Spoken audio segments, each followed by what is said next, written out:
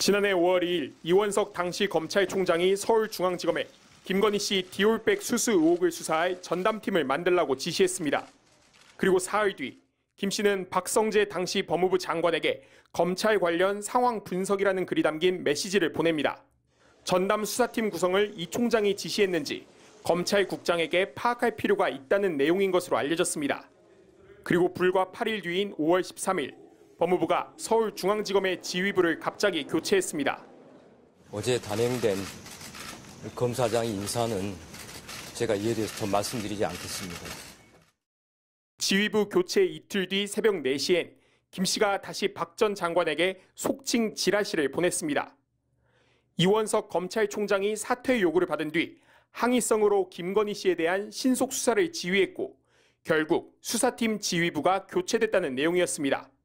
그런데 4시간 뒤인 아침 8시엔 윤석열 전 대통령도 똑같은 지라시를 박 전 장관에게 보낸 걸로 확인됐습니다. 이 같은 정황을 볼 때 내란 특검은 윤 전 대통령 부부가 정치적 운명 공동체로 한 몸처럼 움직이면서 법무부 장관을 통해 검찰 인사와 수사에 개입했다고 의심하고 있습니다. 수상한 메시지는 또 있습니다.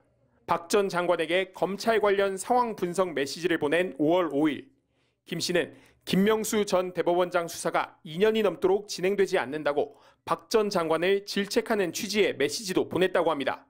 김 전 대법원장은 사법농단에 연루된 임성근 전 부장판사의 사표를 일부러 수리하지 않았다는 이유로 국민의힘으로부터 고발당한 상태였습니다. 이후 10월 중앙지검이 김 전 대법원장을 기소하기로 잠정 결론 내렸다는 보도가 나왔지만 실제로 기소로 이어지진 않았습니다. 그리고 김 전 대법원장은 비상계엄 당시 체포명단에 이름이 오르기도 했습니다. 이재명, 우원식, 한동훈, 김민석, 김어준, 조국, 박찬대, 정청래, 김명수. 윤 전 대통령과 김 씨가 특정 인사들에 대한 적대적 인식을 공유한 것이 내란 사태의 원인 중 하나는 아닌지 규명이 필요해 보입니다. MBC 뉴스 김지성입니다. 지난해 5월 김건희 씨의 디올백 수수 의혹과 도이치모터스 주가 조작 의혹을 수사하던 서울중앙지검의 지휘부가 갑자기 바뀌었습니다. 이원석 당시 검찰총장이 중앙지검에 디올백 사건을 전담할 수사팀을 구성하라고 지시한 지 12일 만에 박성재 당시 법무부 장관이 송경호 지검장, 김창진 1차장, 고형곤 4차장에 대한 인사를 단행한 겁니다. 어제 단행된 검사장 인사는 제가 이에 대해서 더 말씀드리지 않겠습니다. 이후 김건희 씨는 검찰이 직접 제3의 장소로 찾아오는 특혜성 방문 조사를 받은 뒤 무혐의 처리됐습니다. 그런데 내란 특검이 미심쩍었던 검찰 인사에 김건희 씨가 연루됐을 가능성을 새롭게 포착했습니다. 윤석열 전 대통령 부부가 박 전 장관에게 김 여사 수사 의지를 보이는 검찰 지휘부를 교체하라고 부탁한 정황을 확인한 겁니다. 윤석열 전 대통령 부부의 통화 기록과 김 씨의 휴대전화 같은 증거 자료를 협조받기 위해 순직해병 특검과 김건희 국정농단 특검도 압수수색했습니다.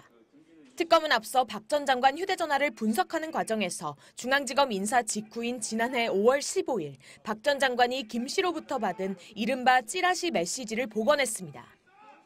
이 전 총장이 대통령실로부터 사퇴 요구를 받자 항의성으로 김 씨에 대한 신속 수사를 지시했고 수사팀 지휘부가 교체됐다는 취지의 내용이었습니다. 또 특검은 김건희 씨가 내 수사는 어떻게 되고 있나, 김혜경, 김정숙 여사 수사는 왜 진행이 잘 안 되느냐는 취지의 메시지를 보낸 것도 확인했습니다. 박 전 장관은 명태균 씨 공천 개입 의혹 수사 상황도 검찰로부터 직접 보고를 받았는데 특검은 이 역시 김 씨와 관련한 수사를 챙겨보기 위한 의도가 있었다고 판단하고 있습니다.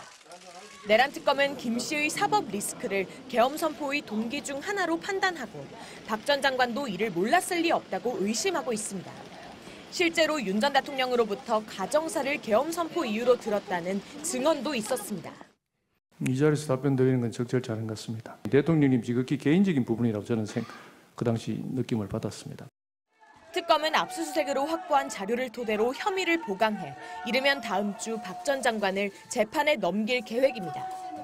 김건희 씨 측은 검찰 인사는 법무부와 대통령실의 인사 원칙과 절차에 따라 이뤄지는 통상적 사무로 이를 수사 무마용 인사로 해석하는 것은 정치적 해석일 뿐 사실과는 무관하다고 해명했습니다. MBC 뉴스 구나연입니다.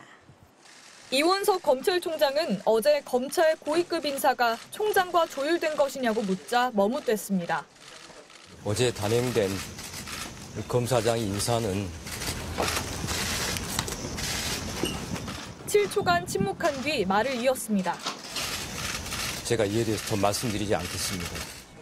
후속 인사가 언제냐는 질문에는 제가 알 수 없다고 답하며 인사 논의에 자신이 소외됐다는 걸 내비치기도 했습니다. 김건희 여사 관련 수사에 제동이 걸릴 수 있다는 질문에는 이렇게 답했습니다. 어느 검사장이 오더라도 수사팀과 뜻을 모아서 일체의 다른 고려 없이 오로지 증거와 법리에 따라서만 원칙대로 수사할 것입니다. 저는 우리 검사들을, 수사팀을 믿습니다. 인사는 인사이고 수사는 수사입니다. 이번 인사는 이 총장이 김 여사 명품 가방 수수 의혹 사건을 철저하고 신속하게 수사하라고 지시한 지 11일 만에 이뤄졌습니다. 도이치모터스 주가 조작 연루 의혹과 관련해서도 김 여사 소환 조사가 필요하다는 내부 방침이 세워진 상황이었습니다. 그러다 김 여사 관련 수사를 지휘하던 송경호 서울중앙지검장이 교체된 겁니다. 명품백 수수 의혹 수사 실무를 책임졌던 김창진 1차장과 도이치모터스 주가 조작 수사를 맡았던 고형곤 4차장도 모두 교체됐습니다. 이 총장은 오는 9월까지 남은 임기는 소임을 다하겠다고 했습니다. 용산과 갈등설에 대해서는 말을 아꼈습니다. 제가 드릴 수 있는 말씀이 아닙니다. 검찰 출신 김주현 대통령실 민정수석이 임명된 지 엿새 만에 단행된 인사입니다. 검찰 안에서는 김 여사 수사를 놓고 갈등을 빚어온 대통령실이 이 총장과 검찰의 분명한 메시지를 드러낸 인사로 받아들이고 있습니다. MBC 뉴스 구민지입니다.